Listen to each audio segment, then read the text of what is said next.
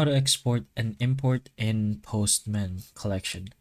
So we have a brand new account over here shown since our other account is kind of lost, but we're still gonna be able to show you how to do this.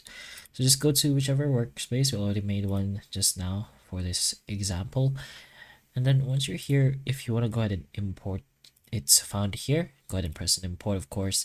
It's in the triple dot button right beside your filter search. Just go ahead and press import, and then you could either drop your files in this little square cube, or you could paste your CURL, grp, CURL, rotex, or URL, or you could select files or folders directly from your device's files. And other than that, if you want to learn more about this, you can press this section, which is learning more about importing data. If you want to use your maybe a GitHub repository that's over here, you connect your accounts as well to do this much faster, or you could even migrate to Postman if you have that. But that's pretty much all or most of what importing can do.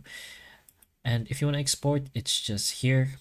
So just go ahead to the top right corner, and then you could either save this first, and then you can choose this option, which is to download, send and download, and that's technically already exporting. It should just download directly into your file manager as well. But you can choose whichever process you want, and that is technically how you use both export and import in your Postman collection. So hopefully the information of this video can help you, and if it can, please like and subscribe for more videos like this, and that's all.